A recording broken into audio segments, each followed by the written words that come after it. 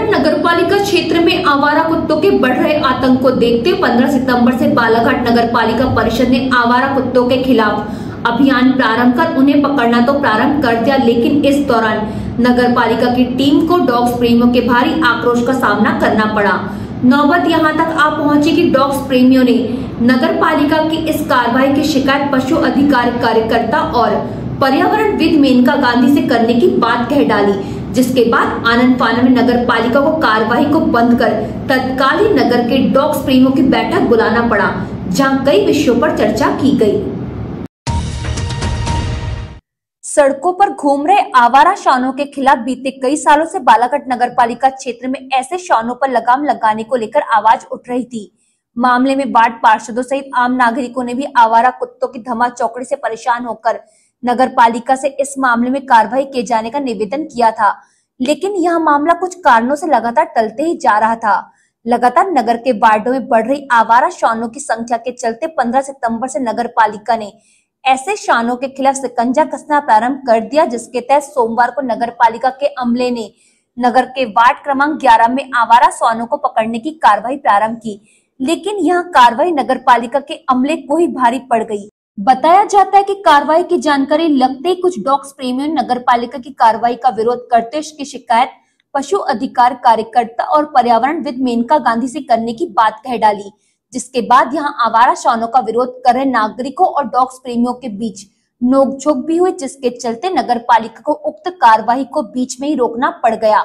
जिसके बाद नगर पालिका ने डॉग्स प्रेमियों की एक बैठक नगर पालिका के सभागार में आयोजित की, जहां आवारा श्वानों पर किस तरह लगाम लगाया जाए इस विषय पर विचार विमर्श किया गया। हालांकि इस दौरान भी डॉग प्रेमी नगर पालिका पर हावी दिखाई दिए। उन्होंने पूर्व में की गई कार्रवाइयों का हवाला देते हुए सवाल उठाया कि पूर्व में भी नगर पालिका ने आवारा श्वानों को पकड़कर कार्रवाई कर उनका वैक्सीनेशन किया था, लेकिन ऐसे श्वानों के लिए कोई सुरक्षित स्थान नगर पालिका ने नहीं बनाया, ना ही वैक्सीनेशन सही तरीके से किया गया। लिखित में प्रशासन को दिया कि आपको कुत्तों से परेशानी है, आप दाम लगा रहे हैं, आप एक ही बताइए कि आवेदन है कि आपका नहीं, हम लिखित में ले लेते हैं। वो डॉग लवर खुद इतना फंड इकट्ठा करते हैं और अपने खर्चे से सब कुछ कर रहे हैं। ये हमारी रिस्पांसिबिलिटी नहीं है, ये प्रशासन की रिस्पांसिबिलिटी है और हमारे आम नागरिकों की रिस्पांसिबिलिटी है। जैसे ये लोग परेशान है, वैसे हम लोग भी परेशान है। इनकी परेशानी को समझते हुए ही हम डॉग लवर या एनिमल लवर एनिमल्स की सेवा करते हैं, ताकि उनकी आक्रामकता कम हो।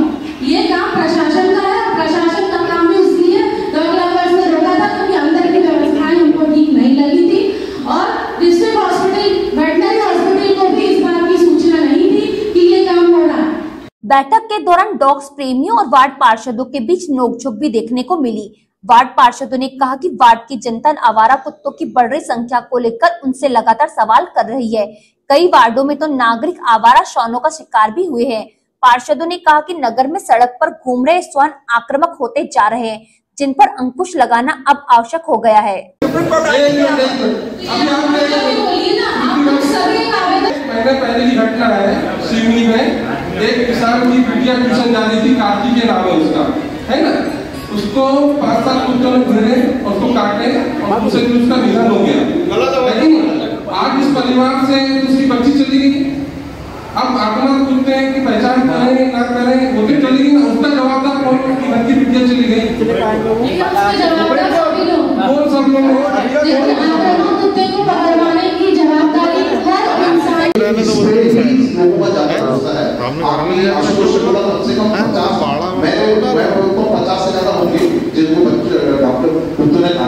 लेकिन वो परिवार उस कुत्तों के कारण परेशान हो रहे और वो परेशानी इतनी ज्यादा है कि वो लगभग 6 महीने तक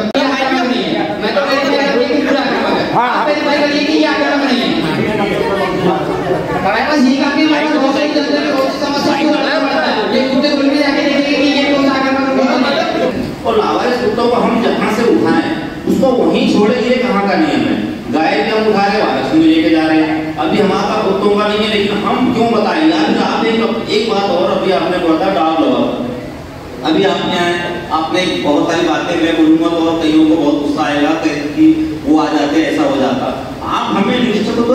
आज वहाँ जैसे कुत्ते पकड़ने गए, कल को कोई चमकाने आ गए, कल को अचानक इन्हीं के भाई आ गए कि मैं डॉग लवर हूँ, बोले हमको क्या मालूम डॉग लवर है। आप अपने सबसे पहले जैसे हम हमारे पास पूरी लिस्ट है, हर वार्ड के इनकी लिखित कंप्लेंट आई है, हर पार्षद भी तैयार है अपनी लिखित कंप्लेंट देने के लिए। आपकी अपनी लिस्ट दीजिए तो आपके डॉग लवर कौन है, हमको पता चले। क्यों, अगर कोई हादसा हुआ तो हम सबसे पहले उसी डॉग लवर के यहाँ ही वो कुत्तों को छोड़ेंगे। हालांकि डॉग लवर्स और नगरपालिका परिषद के बीच आवारा श्वानों की रोकथाम को लेकर हुई बैठक बिना किसी ठोस निष्कर्ष के ही समाप्त हो गई। बैठक के बाद नगरपालिका अध्यक्ष भारती ठाकुर ने बताया कि आवारा कुत्तों के हिंसक प्रवृत्ति से लोगों को काटने की घटनाओं के निरंतर बढ़ने को लेकर नगरपालिका में शिकायतें अधिक आ रही थी। 1 वर्ष पहले जब बधियाकरण एवं वैक्सीनेशन अभियान चलाया गया था तो डॉग लवर्स ने अनर्गल आरोप नगरपालिका पर लगाते हुए इसे रुकवा दिया था। पुनः शहरवासियों की मांग पर वार्डों में नगरपालिका ने आवारा कुत्तों को पकड़ने तथा वैक्सीनेशन के साथ ही बधियाकरण करने का अभियान 15 सितंबर से प्रारंभ कर दिया है।